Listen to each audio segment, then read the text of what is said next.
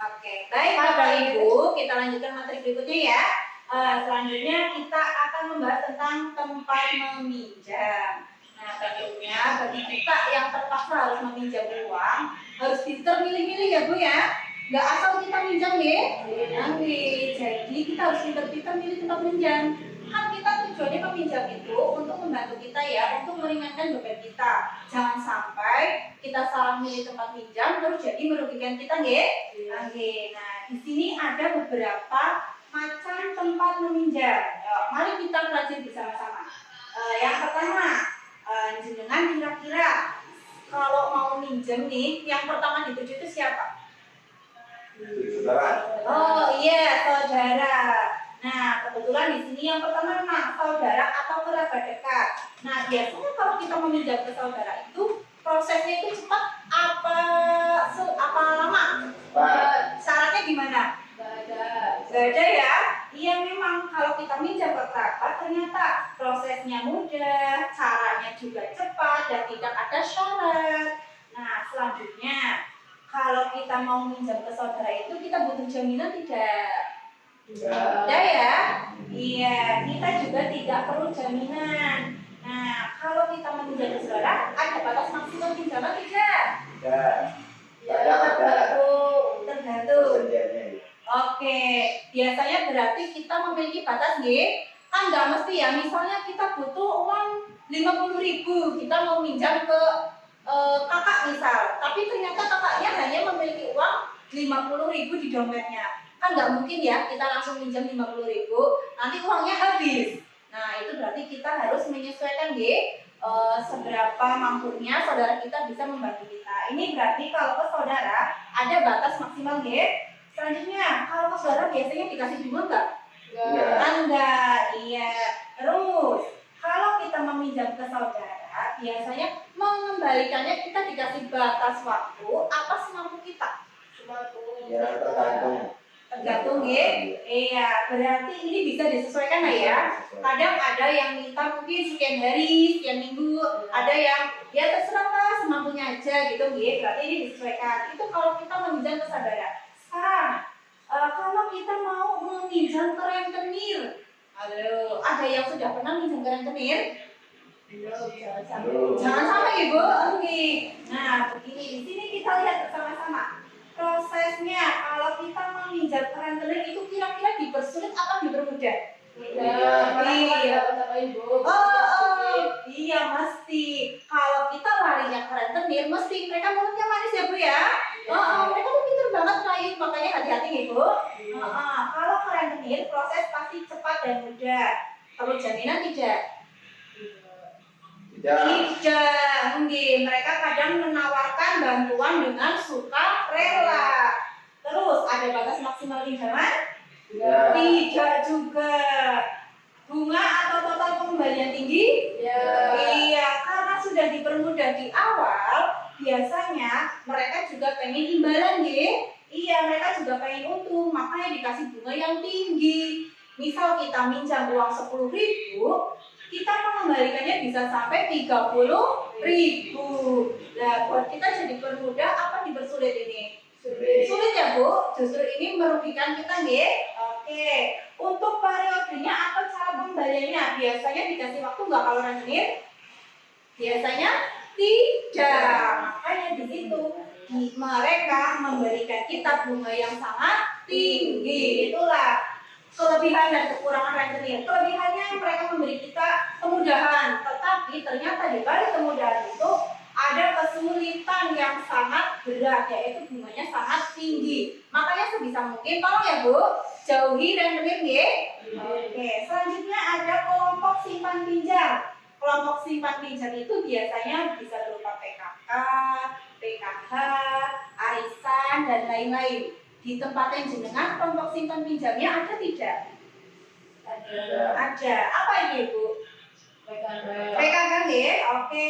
Untuk proses cepat dan mudahnya kelompok simpan pinjam biasanya mudah Oke. Untuk jaminannya perlu tidak? Tidak. Ada batas maksimal? Pasti ada Ini karena kelompok kalau kelompok biasanya dananya itu terbatas. Terus untuk bunga dan total pengembaliannya cenderung lebih rendah nggih? Iya, ini lebih ringan daripada rentenir. Untuk periode pengembaliannya biasanya bisa kita negosiasikan nih, disesuaikan sesuai perjanjian. Selanjutnya koperasi simpan pinjam. Ada yang sudah pernah minjam di koperasi? Belum. Oke, mari kita pelajari bersama. Untuk prosesnya biasanya kalau koperasi itu cenderung rumit, nggih. Ada syarat-syaratnya. Mungkin harus fotokopi KK, KTP, atau sebagainya, nggih. Ada jaminan juga biasanya. Terus perlu jaminan tidak? Perlu. Dan ini yang biasanya sulit ya. Kadang jaminannya itu berupa sertifikat tanah, mungkin BPKB motor atau sertifikat rumah, nggih. Nah, terus selanjutnya untuk batas maksimal pinjaman koperasi biasanya ada. Mereka tergantung peraturan yang berlaku. Jadi masing-masing lembaga itu memiliki peraturan yang berbeda-beda. Selanjutnya untuk bunga, koperasi ini cenderung lebih rendah daripada rentenir. Mungkin di awalnya memang mereka mempersulit ya karena banyak syaratnya. Tapi ternyata untuk bunganya sendiri ringan. Untuk periodenya biasanya tidak. Ini biasanya sudah ada ketentuannya, nggih. Misal kita pinjam 10.000 dalam jangka waktu 1 bulan. Nah, itu nggih dengan syarat ketentuan berlaku seperti itu. Dan selanjutnya bank pasar. Yang sudah pernah dengar bank pasar. Bank pasar ya benar. Bank pasar itu ya bank kan banyak ya Bu, yang biasanya tuh di tempat-tempat tertentu kan ada Bank Mandiri, Bank BRI, BCA itu ya, itu yang namanya bank pasar nggih. Nah, biasanya untuk proses itu rumit ya Bu, nggak langsung kita nembung terus dikasih ya, tapi memang butuh syarat-syarat dan ketentuan. Nah, selanjutnya untuk jaminan pasti perlu nggih. Untuk prosesnya aja sulit, pasti mereka memerlukan jaminan. Ada yang sudah pernah minjam ke bank? Belum. Bener Bu? Nggak pengen?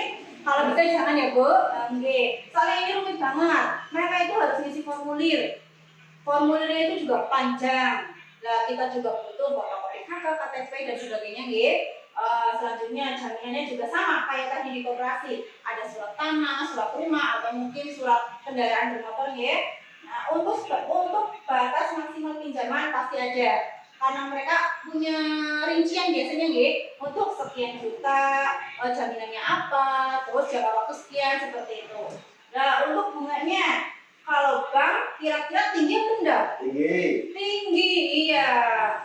Untuk bank sendiri Ibu, untuk bunga dan total pengembalian mereka memang membebankan nilainya lebih tinggi dari yang lain, ya. Karena mereka itu lembaga formal, punya dasar hukum, ya. Jadinya bunganya tinggi, tapi nggak setinggi rentenir. Oke. Untuk periodenya tidak harus sesuai ketentuan. Mereka sudah punya peraturan sendiri, ya. Oke, dari kelima kelompok ini kira-kira mana alternatif yang bisa kita pakai pertama kali ketika kita akan meminjam? Saudara, iya. Jika kita membutuhkan sesuatu yang kira-kiranya itu kepepet, kita bisa langsung lari ke saudara. Kenapa? Satu, karena prosesnya lebih mudah. Tidak ada bunga, tidak ada syarat, terus kita bisa rembukan lah ya, negosiasi. Ini berarti sangat fleksibel ya. Nah, selanjutnya setelah keluarga kira-kira kemana lagi? Ayo, alternatif kedua setelah keluarga. Boleh ya, boleh. Mungkin ke kelompok simpan pinjam atau ke koperasi, tapi lebih mudah ke kelompok simpan pinjam ya, karena di sini tidak ada syarat, syaratnya tidak terlalu rumit dan bunganya juga rendah. Dan yang paling harus dihindari apa kira-kira? Rentenir Ibu nih, tolong ya Bu.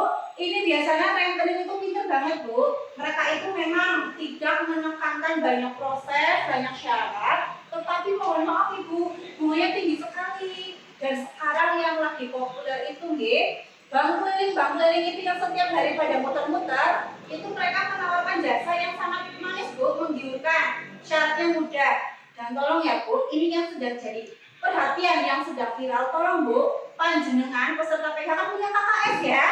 Dan tolong Bu, kalau mereka meraih Bu, menawarkan panjenengan pinjaman dengan jumlah yang fantastis, dengan syarat yang mudah dan pengembaliannya lama, tapi minta KKS sebagai jaminan. Tolong ya Bu, jangan sampai tergiur. Tolong KKS-nya dijaga, jangan sampai jatuh ke tangan rentenir. Sanggup ibu-ibu? Aduh, masih semangat gak sini ya?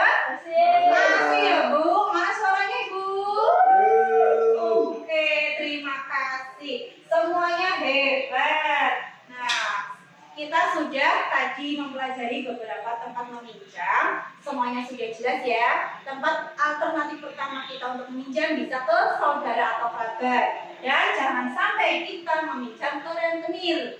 Nah, ternyata setiap lembaga itu memiliki syarat dan ketentuan berbeda nih. Mereka mempunyai kebijakan masing-masing. Jadi tergantung kepada kita. Bagaimana kita pintar pilih-pilihnya nih, Pak Bu nih. Dan pesan saya nih, tolong jangan sampai kita jatuh ke rayuan rentenir. Jangan sampai kita meminjam ke rentenir karena itu sangat berbahaya. Dan yang paling penting jangan sampai KKS-nya digadaikan. Tolong ya Bu. Pokoknya sepenting apapun, seperlu apapun panjenengan mau pinjam, tolong Ibu carilah syarat yang lain ya, jaminan yang lain. Yang penting jangan KKS. Resikonya apa Ibu? Jika KKS panjenengan sampai digadaikan dan ketahuan, mohon maaf, bansos panjenengan saya cabut. Jenengan otomatis di NE. Rugi atau tidak? Rugi. Selain itu, panjenengan juga akan mendapatkan sanksi. Oke, sudah jelas ya Ibu ya? Oke, terima kasih.